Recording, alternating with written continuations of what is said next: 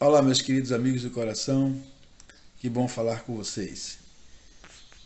Para você que gosta de profecia, todos os dias irei colocar um tema bastante interessante e atual, né, sobre profecias. Hoje nós teremos um vídeo muito interessante com um pastor incrível, ok? Hoje ele vai falar sobre livres até quando? Na perspectiva de Apocalipse 13. Peço a vocês que assistam até o fim. Tenho certeza que você vai gostar. Graça e paz e um grande abraço. Aí está o título do sermão: Livres até quando?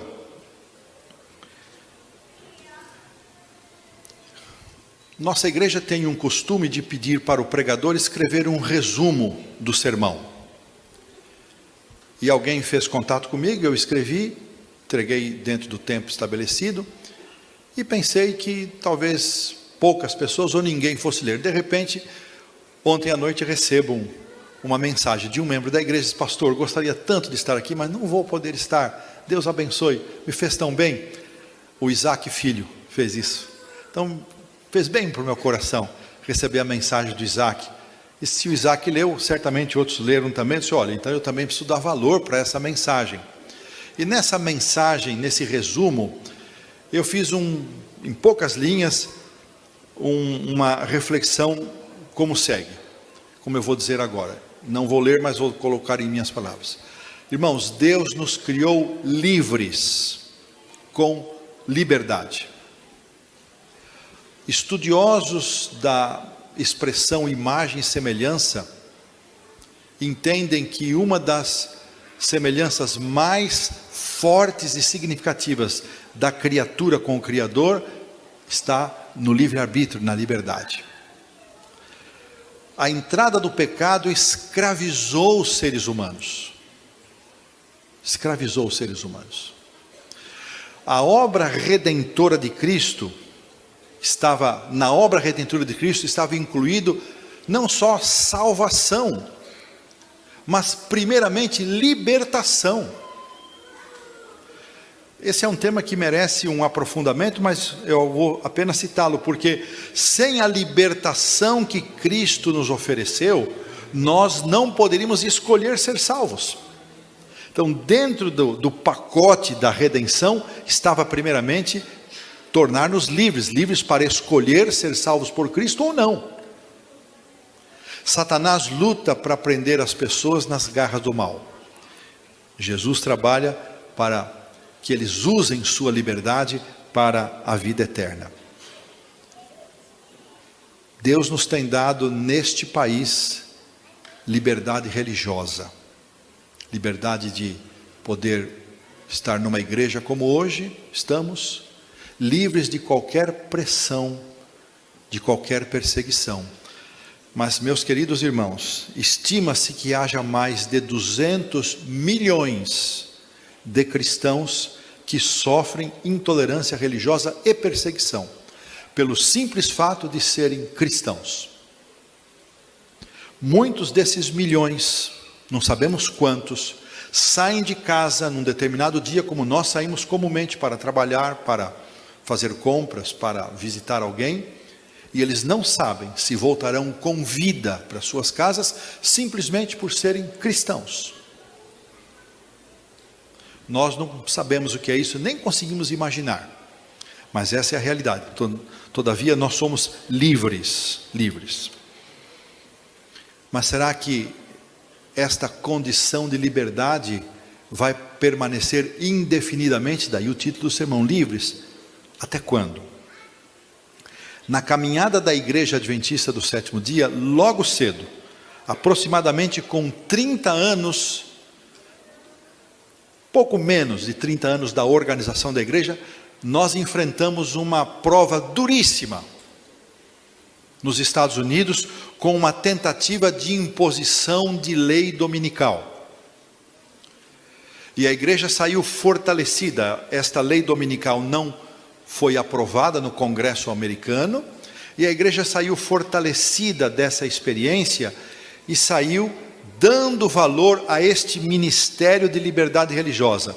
E na reorganização da igreja em 1901, o Departamento de Assuntos Públicos e Liberdade Religiosa tornou-se um dos departamentos originais da nossa igreja, dos departamentos pioneiros. Ele não tem tanta exposição, tanta publicidade, como os departamentos de vanguarda, como evangelismo, a escola sabatina, jovens, mas é um departamento fundamental para o funcionamento da nossa igreja. Até porque, irmãos, sem liberdade religiosa, não há pregação do evangelho e não há cumprimento da missão. Sem pregação, sem liberdade religiosa, não há espaço para o evangelho ser pregado. E isso acontece em muitos lugares do mundo. Hoje à tarde eu vou mostrar um pouquinho para vocês onde estão esses lugares. O estudo bíblico desta manhã, eu convido agora você para abrir a sua Bíblia, está em Apocalipse 13. Eu procuro sempre buscar textos menores, tanto da Bíblia quanto das citações que usamos como apoio ao sermão, porque eu sempre me lembro do pastor José Viana, que dirigiu uma série de conferências aqui na nossa igreja, e ele dizia, e eu já mencionei isso aqui, em citações longas até os anjos dormem. Eu não quero nenhum anjo dormindo aqui, estamos cheios de anjos aqui, né? Não quero nenhum anjo dormindo, mas irmãos, se arrume aí no seu banco. Nós vamos ler o capítulo 13 inteiro. Eu vou usar nessa manhã, vou sair do meu lugar costumeiro. Meninada, aí da galeria, vocês estejam ligados comigo. Nós temos aí umas décadas de separação de idade, mas o coração aqui do velho guerreiro é o mesmo coração de vocês, de amor, de carinho. Então estejam ligados comigo, me acompanhem aí, por favor, se esforcem para me acompanhar, e nós vamos fazer a leitura. Vamos começar no 12:17, como se só o 13 não bastasse. Vamos lá. Então se arrume aí para ninguém dormir na leitura. Irou-se o dragão contra a mulher e foi pelejar com os restantes da sua descendência, os que guardam os mandamentos de Deus e têm o testemunho de Jesus. E se pôs em pé sobre a areia do mar. Entramos no 13. E vi emergir do mar uma besta. Tinha 10 chifres, 7 cabeças, e sobre os 10 chifres 10 diademas, e sobre as cabeças nomes de blasfêmia. A besta que vi era semelhante ao leopardo, com pés de urso e boca como a de leão. E deu-lhe o dragão o seu poder e o seu trono e grande autoridade. Então vi uma de suas cabeças como golpeada de morte, mas essa ferida mortal foi curada, e toda a terra se maravilhou seguindo a besta, e adoraram o dragão, porque deu a sua autoridade à besta. Também adoraram a besta, dizendo: quem é semelhante à besta? Quem pode pelejar contra ela? Foi-lhe dada uma boca que proferia arrogâncias e blasfêmias, e autoridade para agir 42 meses. E abriu a sua boca em blasfêmias contra Deus, para lhe difamar o nome e difamar o tabernáculo, a saber, os que habitam no céu. E foi-lhe dado também que pelejasse contra os santos e os vencesse. Deu-se-lhe ainda autoridade sobre cada tribo, povo, língua e nação. E adorá-la-ão todos os que habitam sobre a terra, aqueles cujos nomes não foram escritos no livro da vida do Cordeiro, que foi morto desde a fundação do mundo. Se alguém tem ouvidos, ouça. Se alguém leva para cativeiro vai. Se alguém matar a espada, necessário é que seja morto a espada. Aqui está a perseverança e a fidelidade dos santos. Vamos até aqui, depois a gente segue a partir deste ponto. É muito importante, irmãos, deixar claro para nós, adventistas do sétimo dia, amigos que estão conosco nesta manhã, pessoas que nos acompanham pelas redes sociais. Você pode ler a Bíblia, especialmente as profecias apocalípticas, utilizando lentes diferentes, formas de interpretação diferentes. Como adventistas do sétimo dia, nós adotamos o método historicista de interpretação. Ele se contrapõe ao método preterista, que ao ler uma profecia apocalíptica, enxerga que todas as profecias se cumpriram no passado. Você busca no passado o cumprimento. Esse é o método preterista. O método futurista busca no futuro. Nada se cumpriu. tudo ainda vai se cumprir, tudo está lá na frente. Esse é o método futurista. Ainda tem um método idealista, é aquele método que prevê que todas as coisas têm uma aplicação apenas espiritual, nada se materializa, nada se dá. O método historicista, irmãos, de interpretação, defende que nas profecias apocalípticas, Deus se revela e nos revela através de uma sequência histórica, desde o momento em que o profeta recebe a visão e daí para frente. Desde aquele momento e para frente. Parte do conteúdo revelado pode se cumprir nos dias do profeta e parte da revelação pode se dar no futuro. Daniel é um exemplo claro disso. Daniel estava vivendo nos dias de Babilônia, a cabeça de ouro. Começa ali o cumprimento de Daniel 2, da estátua, e avança para dias posteriores que o profeta não viu. Método historicista. Essa é a forma como nós, adventistas do sétimo dia, lemos as Escrituras. Marvin Moore, autor do livro Apocalipse 13, da Casa Publicadora, dado pela Casa Publicadora em 2013, e eu super recomendo essa leitura e esse estudo, irmãos. E muitas coisas que eu apenas vou mencionar aqui, sem aprofundamento, sem detalhamento, você pode buscar no Grande Conflito, em Eventos Finais, e nesse livro Apocalipse 13. Esse autor, ele faz uma menção interessante, que a interpretação adventista de eventos como esse de Apocalipse 13 tem sólida, gosto dessa palavra, tem sólida base em eventos mundiais que já aconteceram e que estão acontecendo e ainda acontecerão. Apocalipse 13, irmãos, chama a nossa atenção para uma parte das ações finais de Satanás, naquilo que nós podemos chamar de conflito final, no encerramento deste grande conflito entre o bem e o mal. E o ponto central neste capítulo é obediência, que tem a ver também com fé genuína e adoração. Este é o assunto central. Eu vou pedir então para os meninos, Daniel, passa por favor o primeiro slide aí, por gentileza. Grande conflito, a primeira indicação é já a versão corrigida, atualizada, e a outra, o 582, é a versão antiga. Olha o que nós encontramos, grande conflito.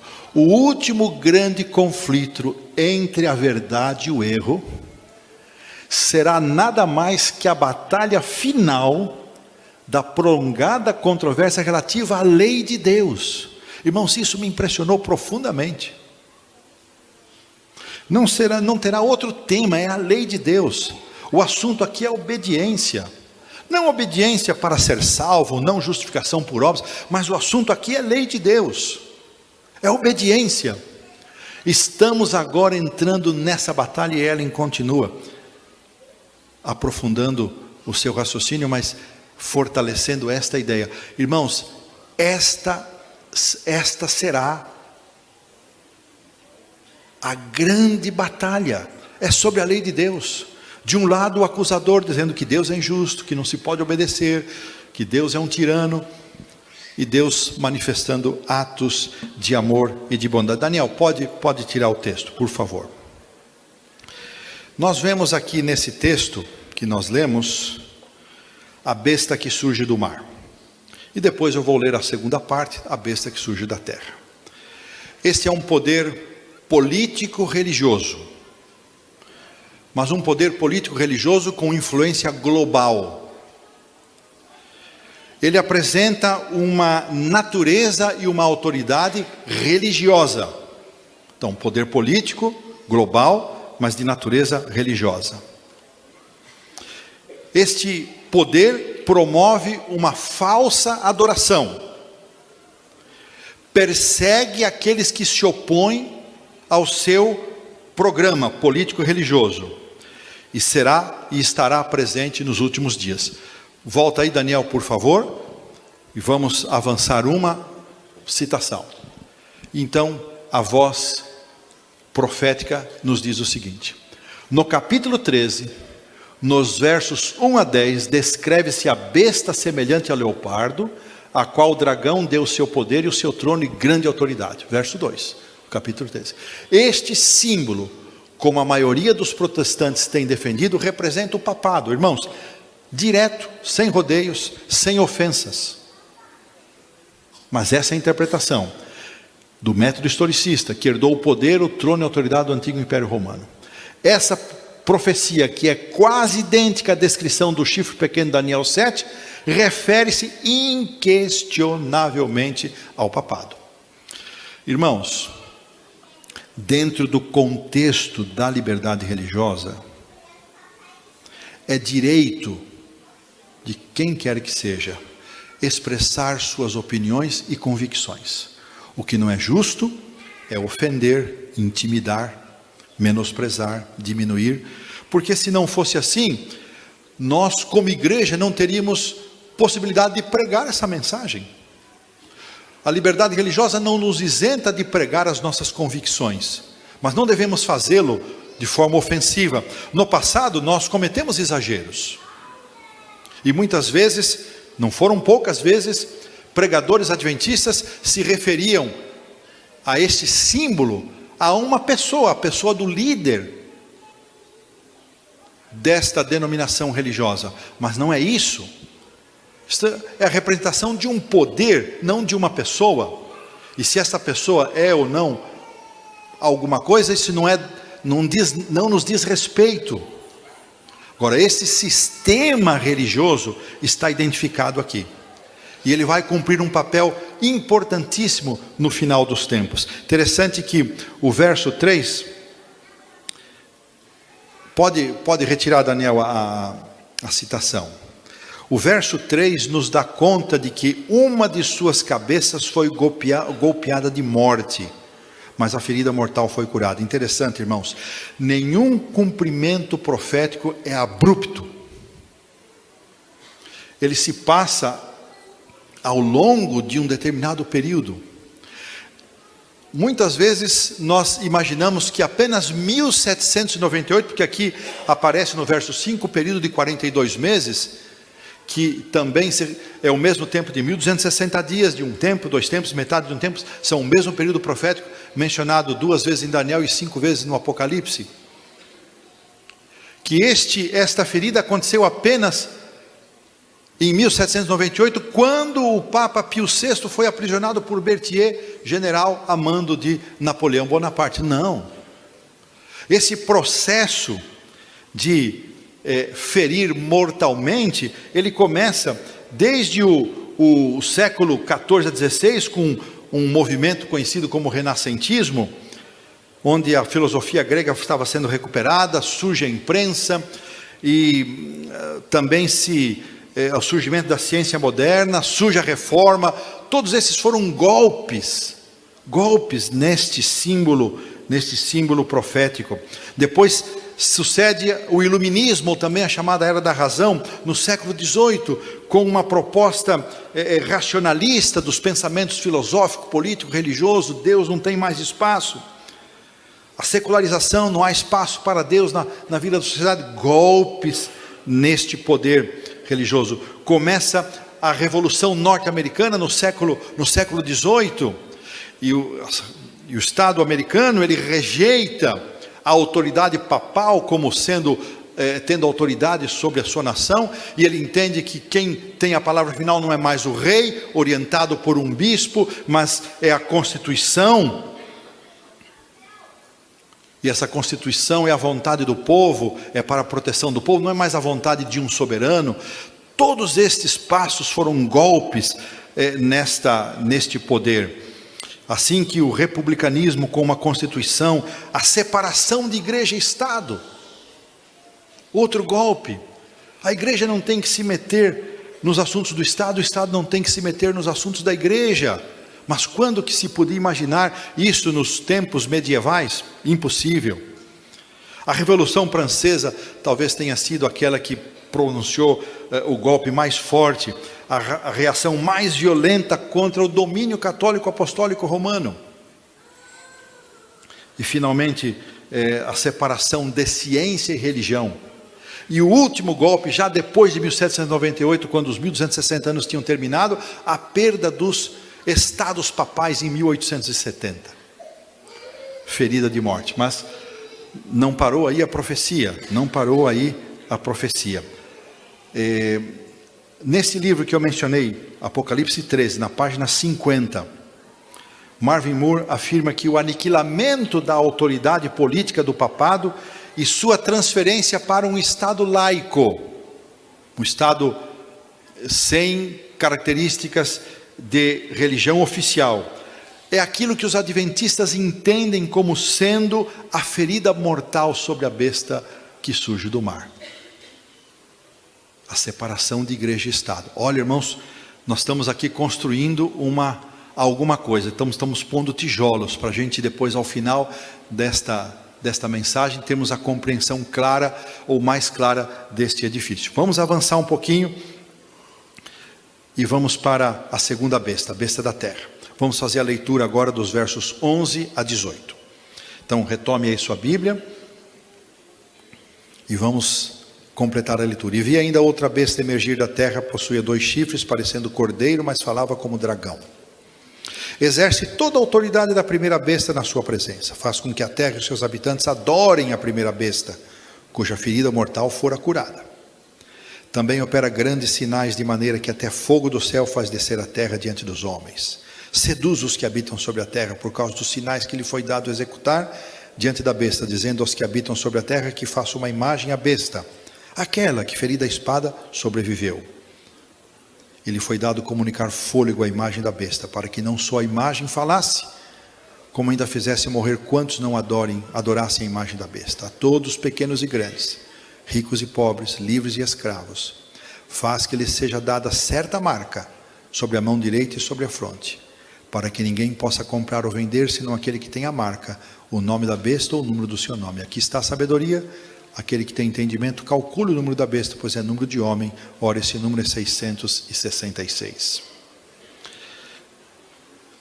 Coloca de novo, Daniel. Estou dando trabalho para você hoje, né? Então vamos avançar uma citação mais.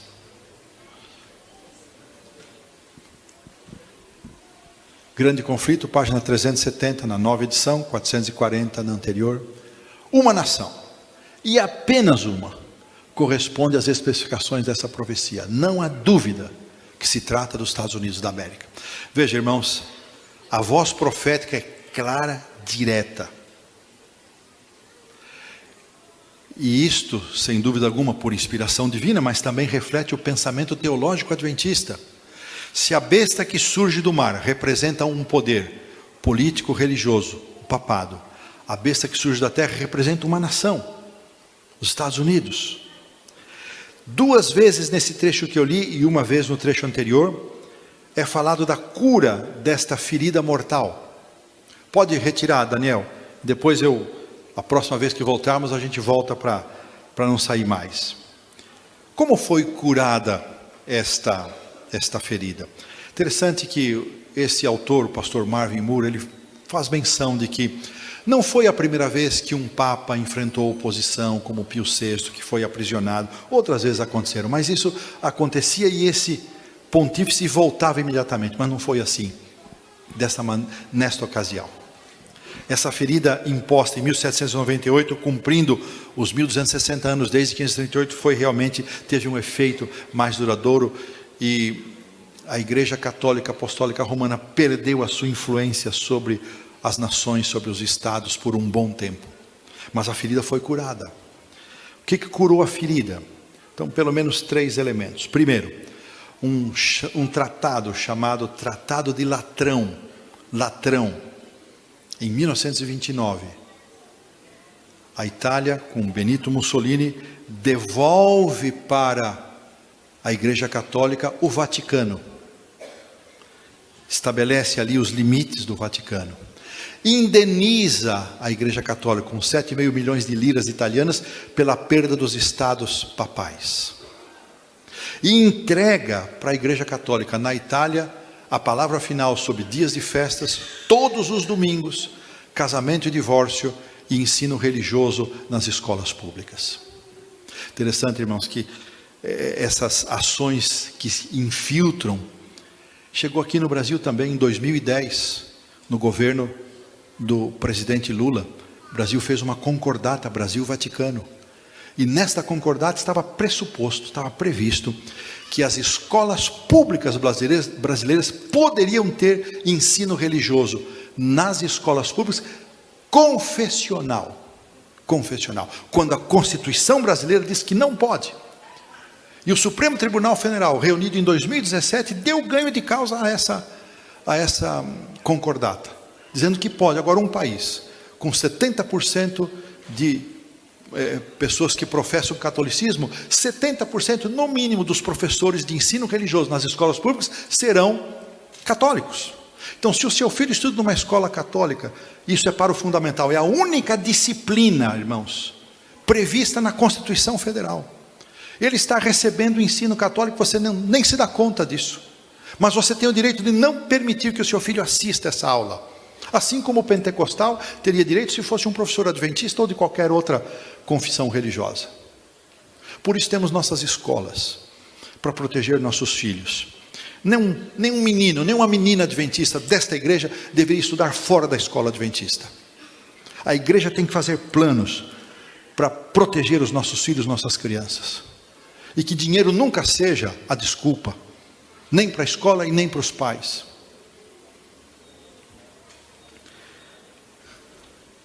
Uma outra cura, concordata do Vaticano com a Alemanha, em 1933. Irmãos, uma das passagens mais vexatórias para a Igreja Católica depois do pós-guerra, explicar como ela fez essa concordata e como ela passou pelo período de guerra, com todas as atrocidades, sem se pronunciar, mas isso contribuiu. E finalmente, a queda do comunismo europeu, nos anos 80, anos 90, a ferida foi sendo curada. Esse texto, irmãos, que nós lemos, além da cura da ferida, fala de uma imagem. Então agora, Daniel, a gente vai pôr, eu vou avançar. Não vou te dar mais trabalho, só no final. Imagem da besta. 3 citações, essa é a maior, 2 menores. Quando as igrejas protestantes se unirem com o poder secular, observem em que linha vai. Para sustentar uma falsa religião por cuja oposição seus ancestrais suportaram feroz perseguição. Quando o Estado usar seu poder para promulgar os decretos e sustentar as instituições da igreja, então a América protestante terá formado uma imagem ao papado e haverá uma apostasia nacional que só poderá acabar em ruína nacional. Irmãos, escrever o que Ellen escreveu, interpretar como os adventistas interpretam, século XIX, que um dia o Estado americano abriria mão da separação entre igreja e Estado, é uma das maiores loucuras que poderiam ter sido escritas e ditas, como parece ainda ser, mas é o que está profetizado. Os Estados Unidos abrirão mão da separação de igreja e Estado, e as igrejas buscarão o poder do Estado para impor as suas convicções religiosas, e quem não as aceitar, sofrerá os danos e as consequências. Olha esse outro texto, grande conflito também. A imagem da besta representa a forma de protestantismo apóstata que se desenvolverá quando as igrejas protestantes buscarem o auxílio do poder civil para a imposição de seus dogmas. Veja, irmãos, tudo caminha, está no centro, é a separação de igreja e Estado. Nós, adventistas do 7º dia, lutamos para a separação de igreja e Estado, porque todos os estados onde igreja e Estado não estão separados, são estados perseguidores, são estados intolerantes, todos, sem exceção, independentemente de sua religião. Pode ser católico, pode ser budista, pode ser cristão, como é a Rússia ortodoxa, como é grande parte do México, e há intolerância tremenda nesses lugares de orientação cristã. Quando você vai para o pacifismo do budismo, intolerância tremenda, quando a religião é a religião oficial. Por isso irmãos, nós estamos chegando perto de uma eleição. Nós ainda vamos ter uma reunião para conversar um pouco sobre isso. Mas preste atenção, irmãos. Nós vamos pensar Que governo vai, não vou citar nomes, claro que não, nunca faria isso. Que governo vai preservar a nossa liberdade religiosa? Quem vai manter a igreja separada do Estado? São perguntas para nós pensarmos. O Senhor me mostrou, Mensagens Escolhidas, volume 2, página 81. O Senhor me mostrou claramente que a imagem da besta será formada antes que termine a graça, ou seja, antes do fechamento da porta da graça. Isso será a grande prova para o povo de Deus, pela qual será decidido seu destino eterno. Irmãos, é importante o assunto ou não? É pouco? Esse assunto é que vai definir a nossa eternidade. Mas o que vai definir nossa eternidade? Se eu permanecerei fiel, em obediência aos mandamentos de Deus, incluindo o sábado do quarto mandamento, ou se eu vou ceder às pressões. Então eu fico pensando, irmãos, fico pensando profundamente nesse assunto. Mas o texto prossegue, ele fala agora, e o tempo também avança, né? Ele também fala de uma marca da besta. Eu trago aqui poucas citações breves. O que é a marca da besta? João foi convidado a contemplar um povo distinto dos que adoram a besta ou a sua imagem, observando o primeiro dia da semana. Que povo distinto é esse? A observância desse dia é o sinal da besta. Claro, o que é o sinal da besta? É a conformidade com o falso dia de adoração. Esse é o sinal da besta. João foi convidado a olhar, mas para que povo era esse? A questão do dia do repouso será o tema da controvérsia no grande conflito em que o mundo tomará parte. Manuscrito 88 aparece em Comentário Bíblico Adventista, volume 7, página 1095, e o texto de cima, Testemunhos para o Ministro, página 133. Aqui, irmãos, é a questão do repouso, a guarda do sábado. E aqui, eu fico pensando, irmãos, seriamente nisso. Eu preguei um pouco aqui na Semana Santa. Meninada aí na galeria, vocês estão comigo? Estão me acompanhando? Estão se esforçando? Beleza, continue, vamos terminar daqui um pouquinho. Como está a nossa relação com o sábado, com a guarda do sábado? Os pilares de pôr do sol a pôr do sol. É aqui que a coisa vai definir. E a chapa vai esquentar, irmãos, bastante. A água vai ferver. E se eu hoje sou relaxado na guarda do sábado, não ligo para o sábado, não guardo o sábado direito, faço que não tem perseguição, o que é que vai resultar quando a perseguição se instalar? Vocês acham que a gente vai mudar? Vai ser diferente do que nós estamos sendo agora? O selo do Deus vivo é colocado sobre aqueles que conscientemente guardam o sábado do Senhor. Não é uma guarda com intenções de salvação por obras. Não, tem que ter uma consciência nessa guarda. Percebe, irmãos? O que está previsto para nós? Onde é que nós vamos perder a liberdade? Imagine a situação toda. E a última aqui sobre esse tema: assim como o sábado foi o sinal que distinguiu Israel quando saiu do Egito para entrar em Canaã, é também o sinal que deve distinguir o povo de Deus que sai do mundo para entrar no repouso celestial. Irmãos, é aí que a coisa vai estar posta. Quando as igrejas que não aceitam a autoridade da palavra de Deus, e já começou, irmãos, cheio de evangélicos duvidando da autoridade da palavra de Deus, e já tem adventistas alisando esse povo, já tem adventistas fazendo gracinha com essa gente, pastores evangélicos que vêm a público em lives com milhares de audiência de pessoas assistindo, e adventistas participando, desmerecendo a Bíblia, desprestigiando a autoridade da palavra de Deus. E assim que começa, vão se infiltrando.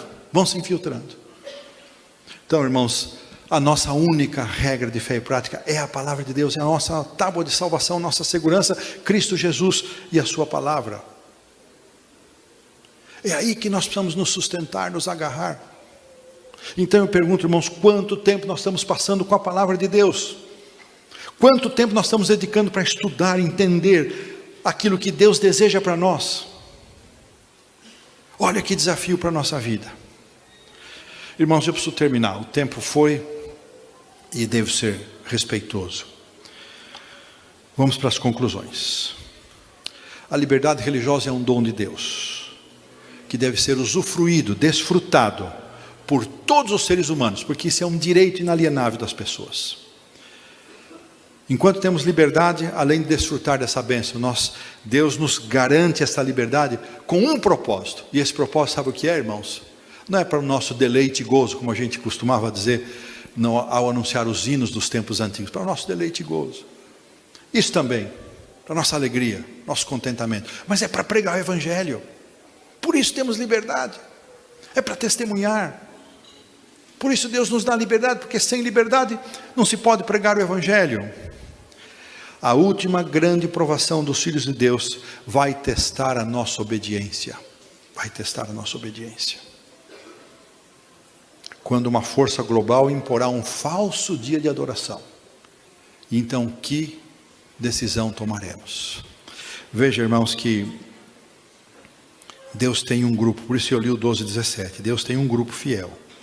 São os que guardam os mandamentos de Deus e tem também o testemunho de Jesus. Deus tem um grupo fiel. Eles estão identificados aqui, nesse 12:17. Todo adventista faz parte desse remanescente? Não, não faz. Mas não me cabe, e nem a outro qualquer ser humano, definir isto. Mas há uma grande diferença, irmãos, entre ser adventistas e ser remanescente. Deus nos convida para sermos remanescentes dentro desta igreja. Mas há muitos remanescentes que não estão aqui entre nós. E que se viessem para cá, ficariam escandalizados. Por isso Deus os conserva onde estão. Não fui eu que inventei. A profetisa fala isso. Se escandalizariam. Esse é o povo. Irmãos, não dá mais para brincar de ser crente. Não dá mais. Ou nós tomamos uma decisão de nos render a Cristo de fato e de verdade, ou nós vamos nos perder. Vamos queimar no fogo do inferno. Não é bom falar isso, né? Parece ameaça, mas é a verdade. O fogo do Malaquias vai pegar. Havia um irmão no norte do Paraná, onde eu fui pastor, não sabia ler nem escrever, irmão Cipriano. E o jeitinho dele pregar assim, ele pegava a lição da escola sabatina, parava qualquer pessoa no meio da rua, e abria, ele nem sabia onde estava abrindo, lê aí. A pessoa ali, e ele dizia o seguinte: é assim, desse jeito, quer, não quer, o fogo do Malaquias se pega naquele dia. É um método bem convincente, né? É um método bem convincente, mas tem sua verdade, irmãos, tem sua verdade, mas não é por ameaça, e tanto é que não é por ameaça, que eu quero terminar com 2 pensamentos do desejar a todas as nações. Não é o medo, pus a propósito, do castigo, nem a esperança da recompensa. Olha o 8:80, e olha os opostos. Eterna, que leva os discípulos de Cristo a segui-lo. Ora, se não é o medo do castigo nem a recompensa, o que é? Contemplam o incomparável amor do Salvador, revelado em sua pregnação na terra, da manjedoura de Belém à cruz do Calvário. É essa visão que atrás, é o Cristo bendito e maravilhoso que nos atrai. É esse Cristo que abranda e conquista o coração. Surge o amor, desperta naqueles que o contemplam, ouvem sua voz e o seguem. É isto, irmãos. Que será de nós sem Jesus? Que é da nossa igreja sem Cristo? Que é da nossa religião sem Cristo? Que é da nossa fé sem Jesus? E aí a cita final, desejar também, mesmo capítulo, o meu predileto, Divino Pastor. Esse é um pouco mais longo, se apruma aí, para você não dormir, que é o último. Embora tenha subido à presença de Deus e esteja no trono do universo, Jesus não perdeu coisa alguma de sua amável natureza. Não sei quem trabalhou na revisão do desejado, mas que trabalho lindo fez esse editor. Esse revisor, que coisa linda.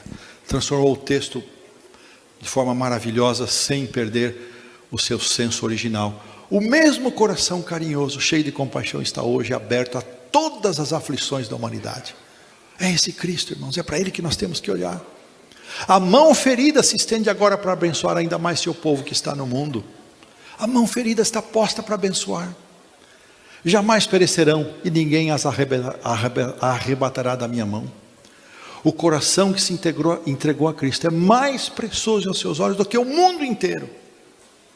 Esse é o nosso Senhor Jesus. O Salvador teria passado pela agonia do Calvário para que uma única pessoa fosse salva no seu reino. Ele jamais abandonará alguém por quem morreu, a menos que os seus seguidores, olha a liberdade religiosa aí, escolham abandoná-lo, e irá segurá-los firmemente. É isso, irmãos. O que vocês dizem? Estive na Bahia pregando esses dias, né? E alguém atrás de mim falou um amém diferente, dizia assim: eita glória, eita glória. E eu gostei desse negócio, irmãos. Eita glória. Não é bonito? A gente é meio, quer ser polido demais e não participa. Amém, né, irmãos? Amém, para gosto, né? Amém ou não amém, irmãos? Amém. Esse Salvador, é para Ele que nós temos que olhar. Venha o que vier, que o fogo arda como tiver que arder. Se nós estivermos com Cristo, cuidando de nós, nos abençoando, mas isso não vai acontecer de repente, eu tenho que começar hoje. Que Deus nos abençoe, nos anime, nos conforte, nos fortaleça.